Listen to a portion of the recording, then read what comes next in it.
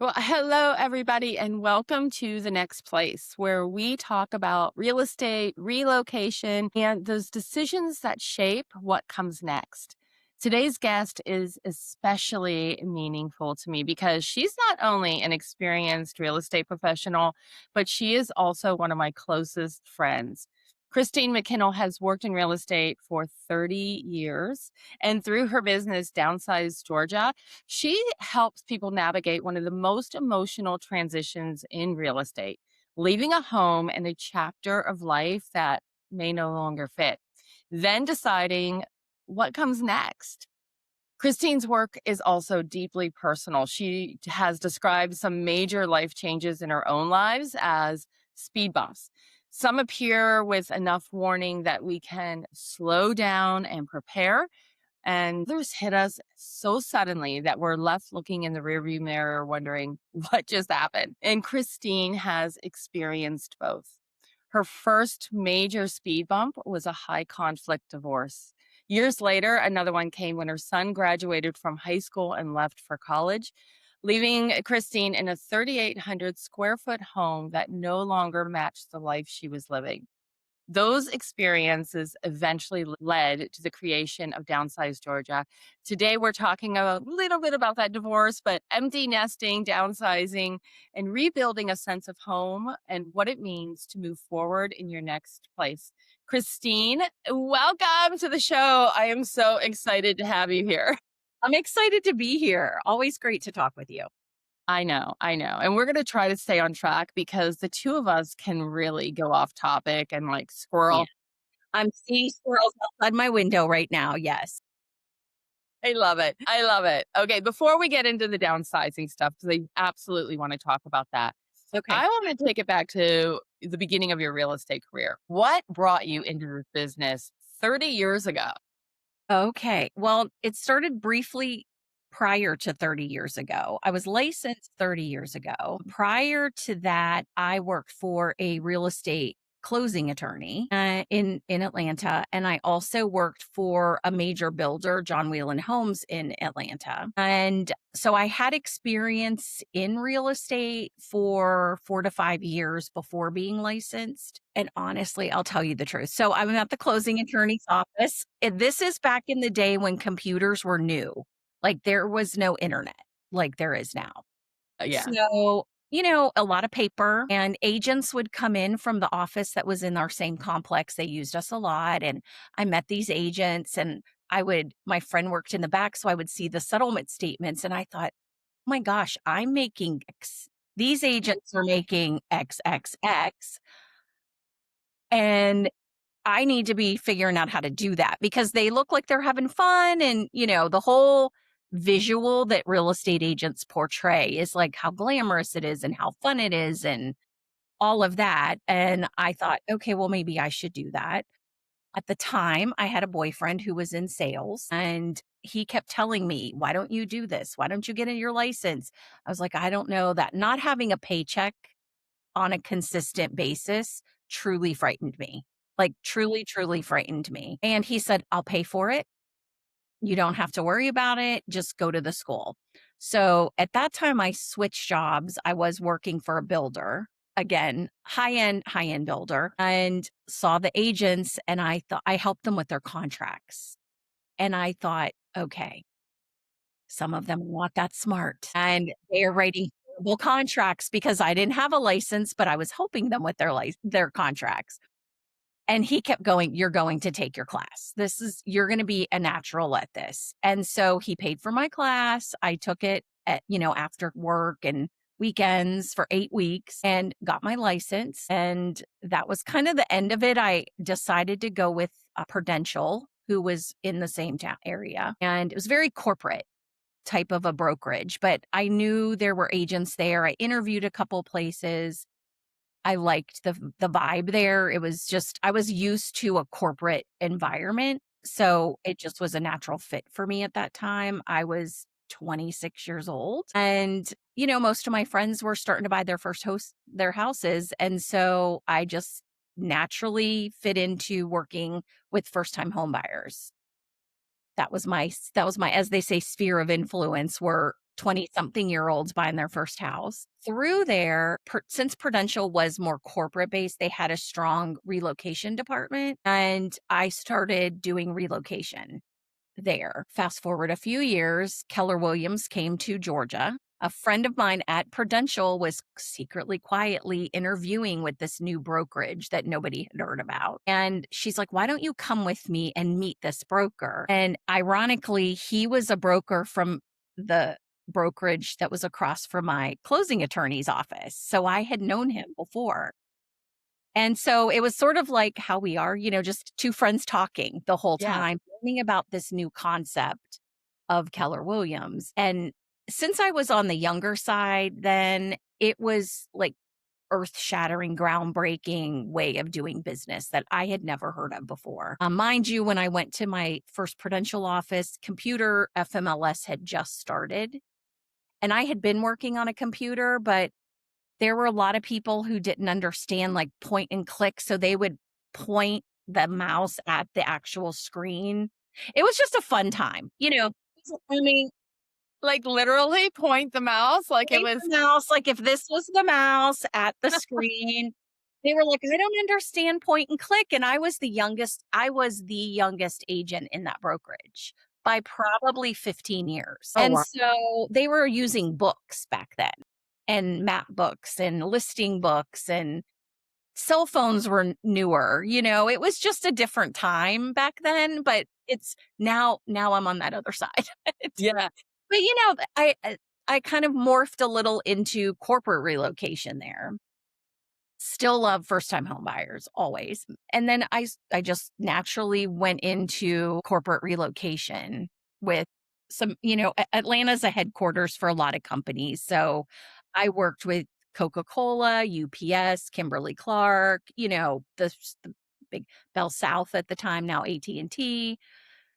So that was a fun time, and it fit my corporate comfort level at that time. My first time home buyers would show up in, tie-dyed t-shirts and shorts to closing, and I would dress a little down for that. My corporate clients, it was suits and, made sure I had their products in my car. Like, I wouldn't show up with a Pepsi Right. or Coke person, things like that you're more aware of with different clients. Yeah. And then I just changed brokerages and things changed, in life. Mhm. Yeah, no, and it continues to change. Not just life doesn't continue to change, but the real estate market has changed, and you've seen in 30 years quite a bit of highs and lows in that market. What kept you in the game? I really love it.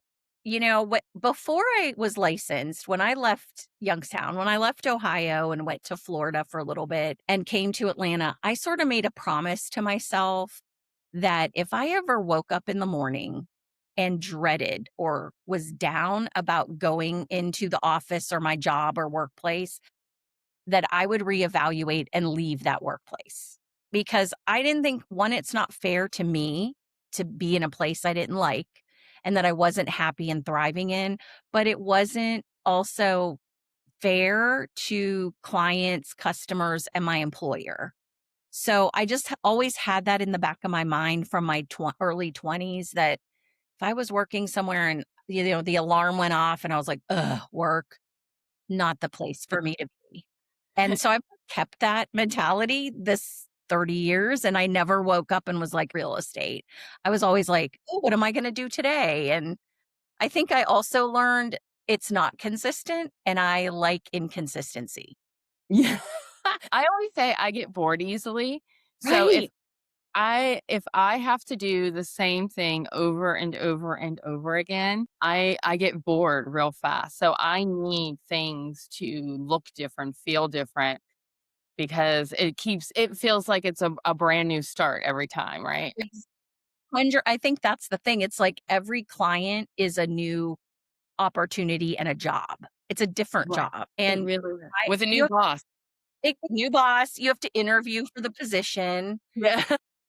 You have to sort of fit their needs. It's not about like, look, I don't care what house they buy. I don't care where they live. It's about them. So it's not self-centered, it's like client focused. And so every client's different and their needs are all different, their wants are all different, their areas are different. I mean, I aimlessly will drive around sometimes, finding things, but I just think it's an exciting day every day. Even though I'm a hardcore planner, I do You enjoy are a hardcore planner. I that looks a little different also. So it's, planning to be a professional with your client. That's Right. you have to plan for that. You have to plan the day. You're planning their experience, especially if they're from out of state or out of the country. I've had quite a few clients that don't live in, they're here on a visa working for a company for a certain amount of time and they need a Yeah. place to live and they have a family. So it's similar but different. They don't know Yeah. anything about maybe Atlanta as much. So it's also being tour guide and I love that. Yeah, yeah. No, you're very good at that. Wherever, I mean, even when we take girls trips, like I like research. you're really good at that. Yeah. I do enjoy research. I will say that. So, I just count on you. I mean, I think in that, makeup of people that go you're a planner too though, Deanna. Don't sell I yourself. am. I am a planner to some point. Right, right. I've Yeah. learned to let go of that a little bit, Okay. especially in my personal life more so than my professional life. As I've gotten older, gone through, divorce and things like that where things aren't in my control. It's good to let go a little bit. Mhm. So, Yeah. kind No, of you're forced right. forced learning of letting go. Yeah, that's true, and so I wanna talk about now that you just brought up divorce, I wanna bring that up because we have both gone through a divorce, Yes. and a lot of people that are watching right now have experienced that as well.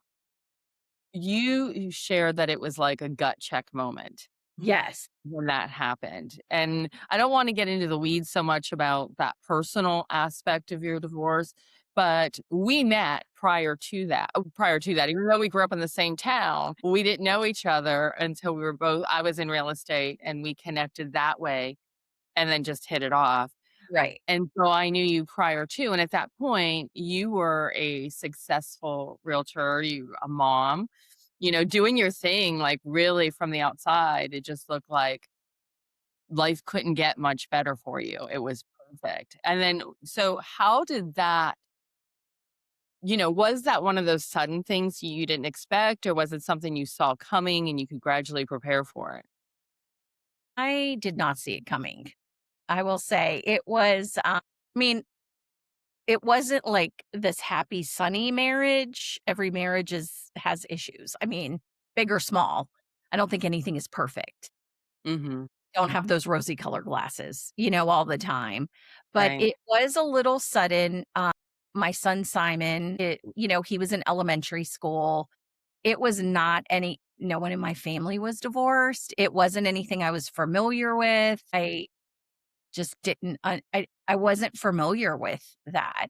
So it was a little sudden, I will say, the experience of getting, divorce papers by a knock on the door, is something you don't expect. And I call it a speed bump because I think like real estate, and I had been in real estate a while then.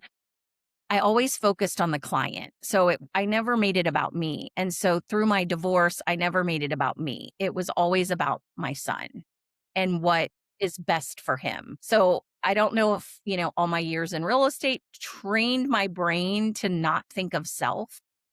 Yeah. Maybe that made it easier for me. I mean, it was a super high conflict divorce. A lot of people were like, your divorce could be a lifetime movie or some like drama show. Our judge even talked about it to us that, he was tired of seeing us in court all the time.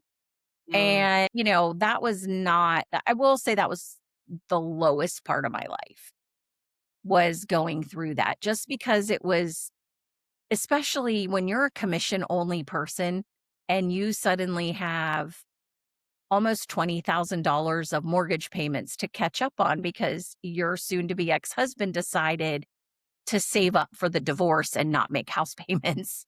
And you didn't know this because then an appraiser is coming by or a note is stuck on your door. So that was like a gut punch, and then all the Anyway, while, now that we're talking and what you said earlier is sticking in my brain of, you know, the the fun good parts of being in real estate and like how I viewed real estate agents as it is a great career and you do a lot of fun things. It's sort of like that duck on the water that looks real smooth, but under the water, they're a little sweeter. That's how real estate agents make real estate look. We all, I love that. yeah, we all make it look fun, but there's hours on a computer and lots of work and number crunching and things. It was sort of the same with the divorce. I mean, I had to present with my son, like, yeah, you're still getting up and going to school and we're doing Boy Scouts and we're going, and doing things at activities and whatever at school projects. And, then when he would leave, I would just be a hermit for the weekend. It was sort of that everything is great and shiny with him and even other people. I think when people go through these kind of gut punch, life changing experiences, some people don't want other people to know what they're going through. Like the hurt, the pain, the all of the dirty stuff that goes on, same when people pass away, family drama comes out when somebody passes away and suddenly there's money and things involved. And some people keep that all quiet and private, and that's what I tried to do. I didn't want my son to ever experience any feelings that I was experiencing. So, Yeah. to him, it was like, "Sure, your friends are coming over and eating out my entire pantry, and we're ordering 5,000 pizzas," and all of that. That's still playing airsoft in the backyard. I mean, Yeah. everything just kept the same. So it is kinda, you know, not that all real estate is the same, but you do present like, you might be struggling behind, but I think you have to always present a positive front. Yeah, I would agree. When you said that you don't really want to talk about it, I didn't want to talk about everything when I was going through mine. That was my lowest part of my life was going through that divorce. And like you, nobody in my family was divorced, so I was the Right. first one. Right. Not a badge of Hopefully the honor. last one as I'm like thinking I'm like sitting here thinking, I'm like Well, the only my son and his wife just celebrated 4 years on, I love a that. couple of I days love ago, and, I look at that and I was telling my one friend who's known me a very long time, I said, "You know, they're young, they're 25, they have a 2 and a 3-year-old about to be a 3 and a 4-year-old, and they're just so sweet and happy and in love," and I'm thinking, "How is this happening?" Like yeah. all of the drama that basically lasted from him being in elementary school really up until today, it's not that conflict between us. I don't perpetuate, but it's there. And I think that people have to think of how they're going to handle like interactions because people get divorced and they're not like if their kids are small, they're not thinking of high school graduation, weddings, baby Yeah. showers, other Yeah. life events your kids and their kids have and how to act as just a decent human being. Yeah. I mean, Yeah. I think that's extremely important. I know that my boys were very young when I went through that. And of course, there were definitely rocky times in a divorce, It wasn't like a really, it wasn't easy by any means, but I do think and I do give my ex credit in the sense that I think we both really prioritized staying on the same page, keeping a front when it came to the kids and putting them first. And there were times where that was hard because we did have anger towards each other, but but we both had that effort. And I feel we both did a really good job. And I kind of joke sometimes because I tell people like, don't look at like how great the guy is. Look at like, will he be a good ex-husband? And not that you want to get divorced, but It's unfortunately it brilliant. happens, and it's like, and That I is got brilliant. lucky. I'm Yeah, very you lucky. did. You did. But that's brilliant. That's a really good way of thinking about that, which I did not think about that, obviously. Yeah. But, I mean, So oof, right? I mean, it's I don't know. true. So you start your real estate business, you go through this speed bump, right? And you go through a divorce, and then does that change how you do your business? Did you start to shift or anything towards different types of clients, or did you just keep going and doing what you did and love that first time home buyer and keep moving on? Yeah, always love a first time home buyer because I think home buyer is like a toddler when they realize it's Christmas. It's sort of like this new, exciting adventure.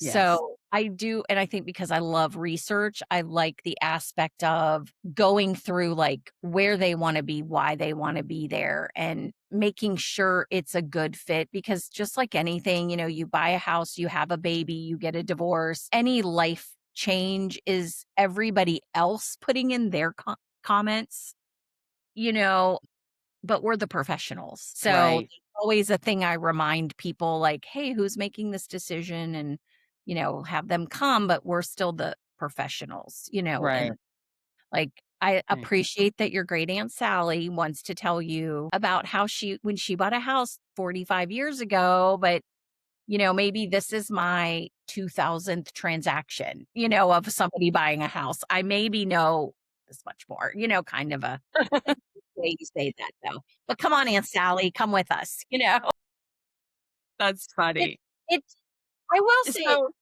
it did I was gonna say it did change, way back when I first was licensed, I read a book called Nichecraft, and at that time, it was really an old book, so it's a lot older now. I don't even know if it's still in print, but I got it at the library, Nichecraft, and it talked about, like, finding your niche and what you're naturally attracted to. I will say, like, in like any business, there are gurus, mhm. and they have their way that was successful for them. I am not slighting anybody that buys into a program, follows a program.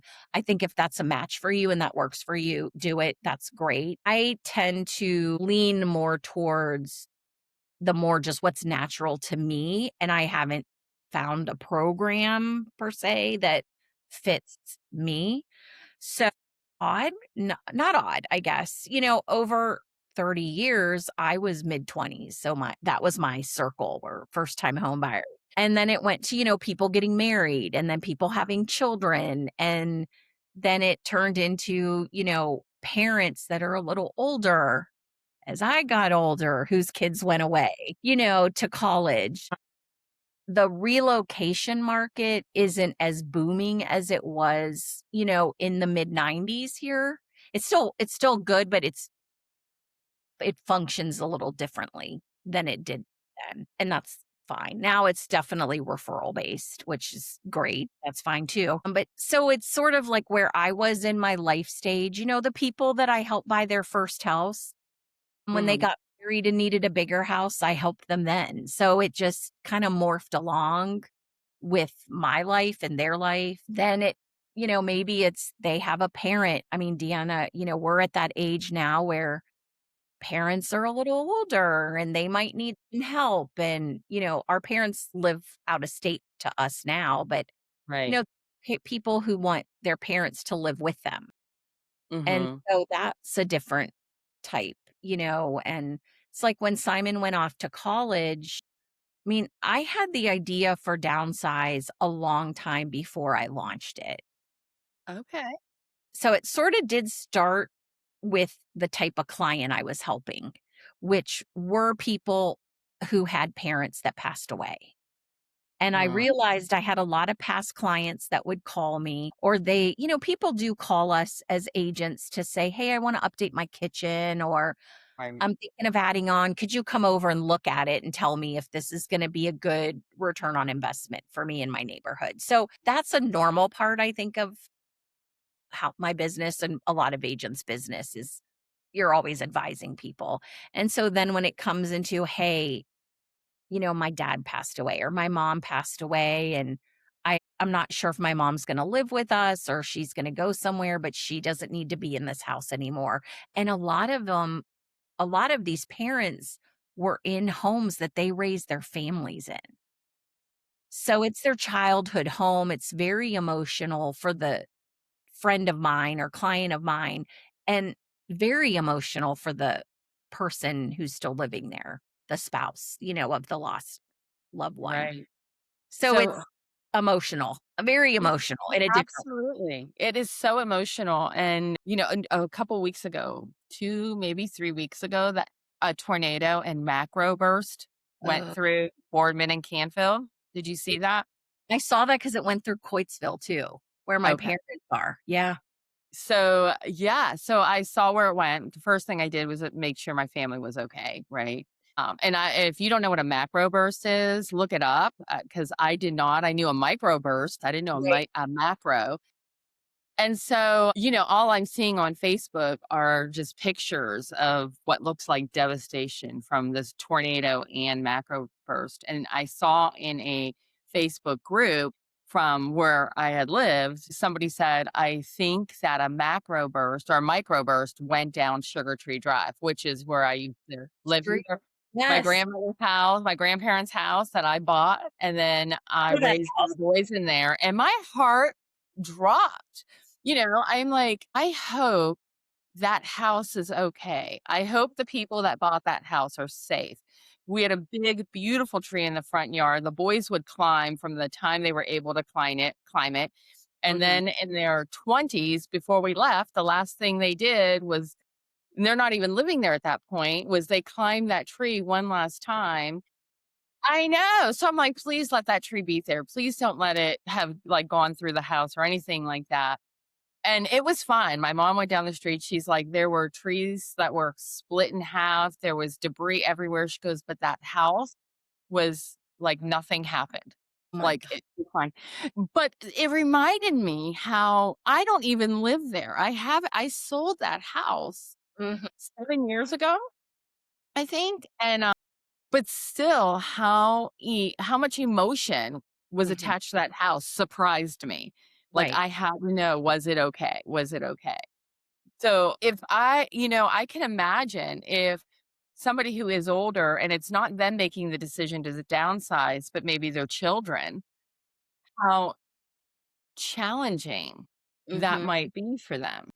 I mean, one of the first transaction, like, people that I had worked with doing that, it was really, really hard. I mean, siblings flew in from other states, to help their mom. And, we always do closing gifts or something that's, like a memento or just a thank you for business. And I will never forget that one. She had in their kitchen doorway, she had marked each of her children's like growth. And then on the other side of the doorway, she had her grandchildren in there. And so I had my contractor go over and take off those sides. I told the other agent, "Hey, we're gonna do a new door jam. It's gonna be brand new, it'll be painted the same, nothing's gonna look different," and he took off the whole door frame, and then we had the 2 pieces put together for her so that she could take them where she was going, and it's kind of a thing that you could just hang on the wall, but it was, like, for children, and, I thought I didn't wanna get I didn't want that to stay with the house because the people were gonna just paint over it, Right. but they had walked through that doorway so much, they sort of didn't even know it was there. Like, it's a thing where you just see it all the time, and, for some of those people, it was like 50 plus 60 years, that has been there and they didn't just pay attention to it anymore, and I was like, "No, we have to save that." As you could tell from all the stuff behind me, I like to save old things, so Yeah, but what a thoughtful, that's a beautiful memory. gift.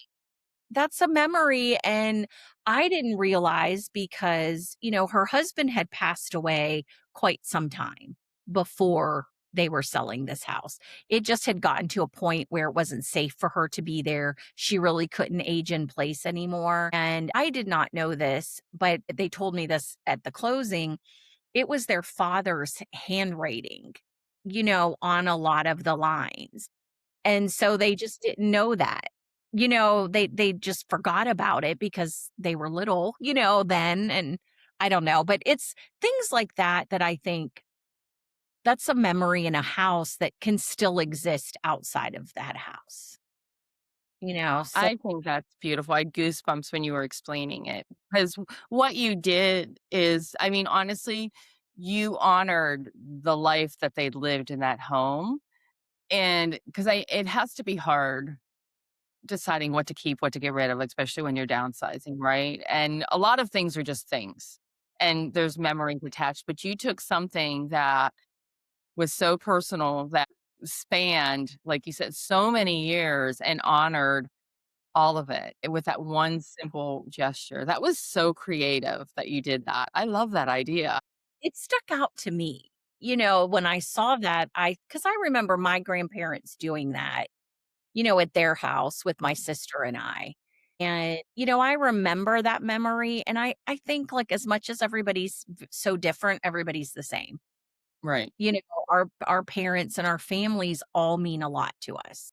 Mhm. And I think that, it's never about just the transaction with me or my business partner, Melissa. Like, that's kind of how we got together too, is we both focus on the other person and what they need and what they're going through and adjust to that, Yeah. like when it's appropriate to make a joke or not make a joke, things like that. But the downsizing part, it is very emotional. I mean, I went through it. It wasn't as emotional as that. I mean, I had the loss of a marriage and the loss of what, like, I thought my family was going to be. Mhm. I did fight one of the things I fought for really hard in my divorce was my house. And it was mainly because that was the one home that my son knew. That was where he grew up. We live here in Georgia, all my family's in Ohio. Right. So I grew here. When I came here, I grew like a friend circle that they're really my family, Yeah. and I know you've traveled and lived in different places. And I think that's Yeah. the Ohio part of us of, Yeah. finding and cultivating and having like really good, deep friendships. And I know my son did the same. So he's an only child, and that house in that neighborhood was so important to me. It wasn't the physical house, but it was for him, that was his childhood home, and his friends were like his brothers. You know, Yeah. even he married a girl he met in middle school on the bus from that neighborhood. So, Oh. they've known each other since middle school, and they went to high school together, and they rode the bus together, and he would, tell me he started walking the dog a lot in high school, and I figured out he was walking over to her house on the other side of the neighborhood. So it wasn't like the physical structure, but it was everything that meant to us that Yeah. was important. So it was hard leaving it just because that was my neighborhood. That was my village, as they say, that helped me through my divorce and was there for me, that would watch Simon when I had to go to court. The money, Yeah. many times we went to court, Right. that would get him off the school bus or, it's that community. There's a loss there, not only from the divorce, but just from not being walking distance to your family, Yeah. you No, know? I get that. I get that. So let's talk about preparing for downsizing because we've kind of Okay. talked what we've gone through and you've shared some things about some, your customers, your clients that you've helped. If somebody is thinking of like, okay, like I hear you and I know that I probably need to start downsizing because this house no longer serves me. The kids are gone, we're getting older, we're looking whatever the scenario might be.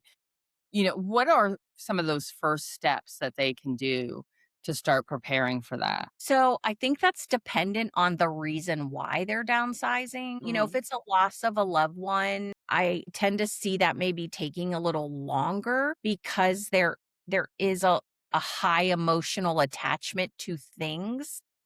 Yeah. Some things in the home, if somebody's going from, a 3,000 square foot home to, an 800 square foot assisted living apartment, you really can't take all of your things or your hobbies that you enjoyed. There's a lot to let go of there.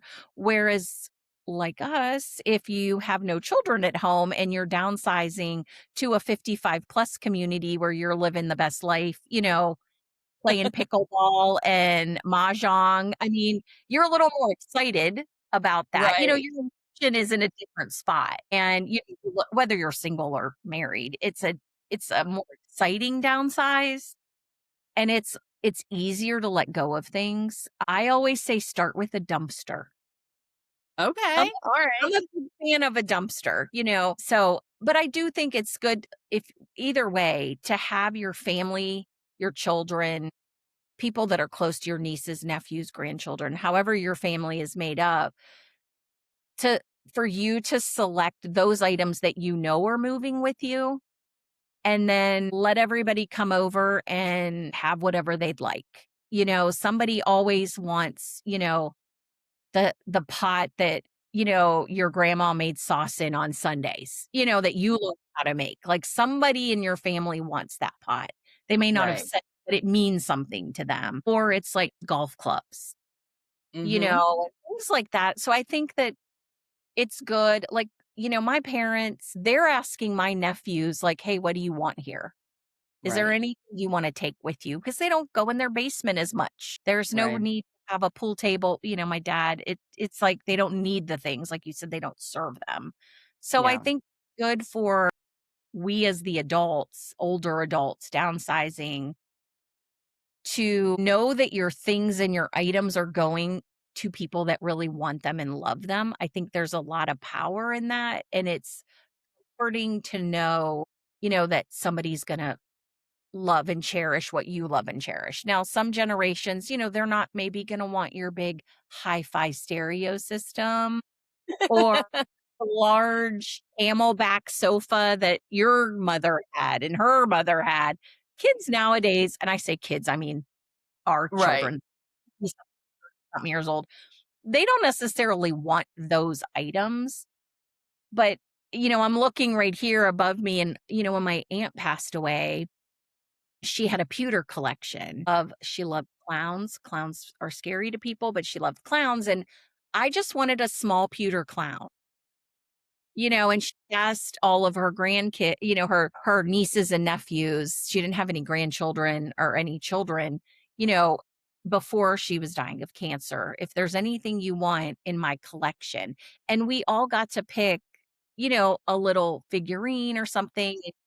I think things like that are easy for younger people to acknowledge and say, this would mean a lot to me, that have this as a memory. Some parents are like, don't you want all my china? And, if that's not what the kids want, then that's not what they want. Right. Let them you sort of have to acknowledge where they are and where you are in Yeah. downsize Yeah. and like No. that. I think the going through the stuff is, what's gonna fit in the place you're going. Maybe you're RVing and none of it fits. Are you getting a storage facility or are you selling everything? We work with a lot of great estate sale companies that really help people downsizing. I mean, you could have an estate sale if you got a divorce. Right. It doesn't have Right. to be that it's someone passed away. People have estate sales for divorces, and things like that. So I think those are becoming a little more popular as well, rather than just like donating everything to Goodwill or St. Vincent de Paul or something. That's Right. the Yeah, way. no, that's a great point. That's a really good point, just having I a mean, state sale. I downsized, I did remarry, so we had Right. 2 houses. And he's wonderful. It is wonderful. We had 2 houses to actually downsize at the same time. So, it was 3 dumpsters. I mean, Cow. 3 I mean, there was furniture. I was like, "I don't need this. I don't have a basement anymore. I don't need a basement furniture. My son's not here." We don't have that space. So it's pretty amazing when you have a walk-in dumpster in your driveway to just realize, like, I don't need my, 1985 mortgage statements or bank statements anymore. We'll have a shredding truck come and shred those. We often services to help people. So, like, hey, here's a shredding truck. They'll come, tell your neighbors, let them shred every front of your house, things like Right. that. But the really, it is more emotional. But I will say this, Deanna, sometimes, we consult with people and maybe they want to age in place. Maybe Mhm. it's not a good, maybe their kids think they should move out, but they're not ready. So we have that conversation too. Again, it's not about like getting a deal. It's about serving that purpose, that person and their purpose of where they are. So Yeah. sometimes I'm not ready to go. My kids want everything to go to Goodwill and in the dump. I spent 50 years collecting all of this stuff. I'm not ready to go. And then we have a conversation of, well, how can we make your home safer for you then? Because that's really, sometimes we're the mediator, you know? Right. Sometimes Right. it's here and then the aging parent here, and we're kind of in the middle. And we're saying, okay, we hear what you're saying, kids. You are worried that your mom's falling a lot in the house. And the mom is saying, but I don't want to leave. I'm not ready. And so then we say, okay, well, then how can we make this home safe for your mom? And, we bring in people that do grab bars and we'll take out the carpet and make it all solid floor, whatever it is. Move the Right. laundry upstairs so she doesn't have to walk down the stairs. That's Right. And part. I was just going to ask you about that. So I'm so glad you brought it up because, there are important things, whether, because you had shared how you will help somebody point out things where their current home needs to change. So whether you're doing that or whether you're looking for a home for somebody who wants to age in place, either scenario, how important are things like the stairs, the maintenance, how close or far healthcare is? Mhm. Is it walkable? Are you close to family? Are you close to social events? Like, are those things that people are typically thinking of, or do you help them think of that? It's funny because some of the questions we would ask a first time home buyer, we ask a downsizer. You know, That's interesting. Yeah. it's some of the same exact questions because it's a new stage of life. So, like, going from college or an apartment to a new home, being a homeowner is a stage in life. And then going from the home you raised your family in to, is Yeah. another stage of life. So we ask a lot of the same questions, which, is what do you like to do in your spare time? What activities do you enjoy? Do you like entertaining in your home? I mean, it's the same type of questions. It's different, so Hmm. not everybody that's young is mobile either. So, like, are there limitations that you may have? As I've aged, just I've had things I have to, my balance is a little different, and I have to be aware of that. So, we ask everybody, and it's funny because it's really the same questions. Do you That like is funny. I didn't think about that, but you're right because it is it's the just, same. yeah, it's a It's new the same. phase. The next place. It's the It next is the place. next place. It's their next place. And it is what you want your next place to look like. What does that Right. look like to you? You could still be doing the same things. It's just in your place. Is there something that like is commonly missed? Like when you start working with somebody who's thinking of finding like an aging in place home, or they want something smaller, or they want something that fits their new lifestyle a little bit better. Is there a common mistake you see or something overlooked? One, there's maybe a couple. Okay, great. If food is important to the person, Okay. for example, I have a friend, he's 99, World War II veteran. Wow. He lived in his home that he's been in since he came, back from World War II.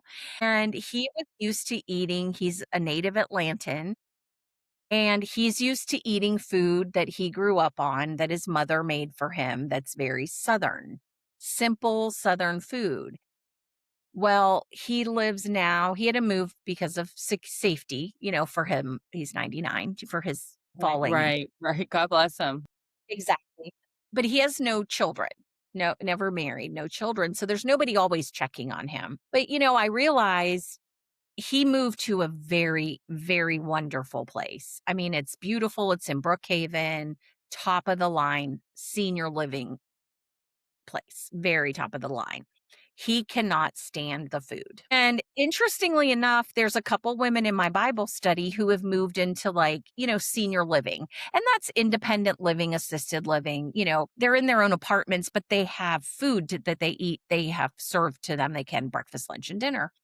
And Yeah. food is the one thing that hear across the board that people complain about. And the one lady said, "Well, I wasn't prepared for the institutional food." And you're right. I mean, they're making food for hundreds of people for breakfast, lunch, and dinner. It's not somebody cooking grits and eggs the way you like them in a kitchen. They're brought up on Yes. trays. And so I will say if food is important, that would be the one thing I would check out and make sure your loved one likes the food because they don't be prepared to like have meals delivered to them if they just don't like the food at all. I mean, Yeah. I would never have thought of that. it's a common complaint I hear, and for Right. people that kitchen in their apartment or condo, that's easy. They can cook sometimes, but they don't want to cook. Right. My At mother-in-law is 99, I don't wanna be cooking anything. no. I will. He doesn't wanna cook, but, so I think, like a lot of assisted living, independent living facilities, there's one near us that will let you come and stay for 2 nights, so you Mhm. can try it out. So if people are, like, looking for a place for their loved one, I would highly recommend doing a trial stay if they offer that because they, get to see, well, what are there people here I know? Are there activities that I like? Are they coming in and waking me up to give me my medication too early? And I don't like that, or, things like that. Right. But they also get to try the food. So they'll have a couple of meals, look at the menus. I always think that's a helpful tool to look for. And the other thing I think too is making sure the family members talk prior to their talk with their parent and that they're all on the same page. So So prior to talking to the parent, why? Do you see, like, when they all come together with the parent, they may not be on the same page, that causes correct. more. Correct. Okay. Oh, And that's fair. Great advice. I think there's a way to approach a person. I mean, look at it this way, Deanna. If I came to you, and your handsome husband, but I said, you two need to move out of your house and you have to do it in a month. Like if your sons came to you and said, you guys need to move, it's not good for you to be here. We don't live near you. We're not going to be able to take care of you. You need to pack up in like 60 days and move. Right. Nobody wants to hear that. Nobody. Right. So it's Right. sort of like forced displacement for some people. And I think there's a way to get across that you love that person. You want them to be safe. You want them to live a fulfilled life, but the home, like you said earlier, it's not serving that purpose anymore. When people can't drive, when things start ticking off like that, like they're not driving anymore, then they're beholden to stay in their home more, so they're not being social. So their quality of life in their own home is declining. They don't wanna and so I think there's a real loving, caring way to say, "We're worried about you. We don't want you to fall and nobody's here, and we don't want you to drive anymore, but if you go here, they take you wherever you go. We can put Uber on your phone." I mean, you kind of have to start slowly bringing in other things that can help them. I think so Right. that transition isn't so hard, but if all the family that's involved in that decision kind of with that person are together and unified, I think it is easier, but at the end of the day, it's that adult, that elderly or aging adult's decision. And I think Yeah. people tend to come at them with, "We want you to move," instead of pointing out to them why they need to make a decision to move. I like how you just shared that because I haven't had to go through that, Mm, but I mean, I've had to go through some things that were, where you're kind of the parent to your parent, right.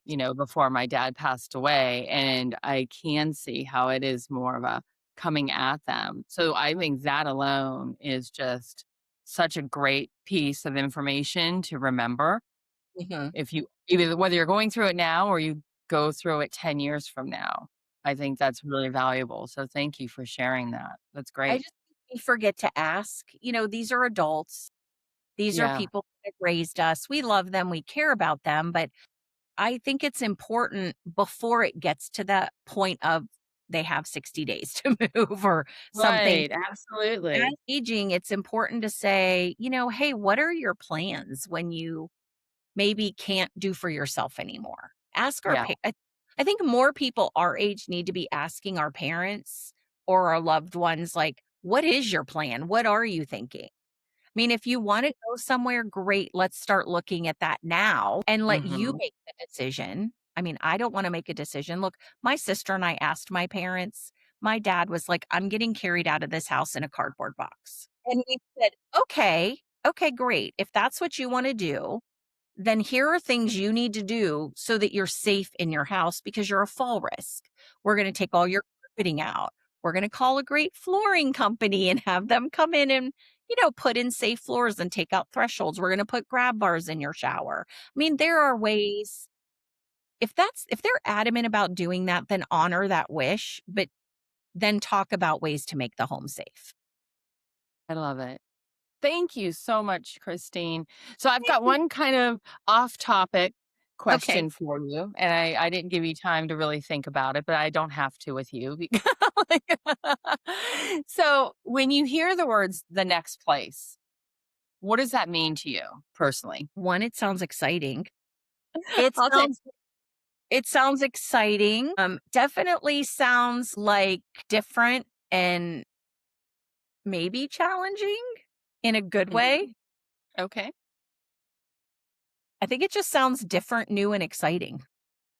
I'll take it. I love it. That's perfect. How can the people that are watching right now find you? What's the easiest way?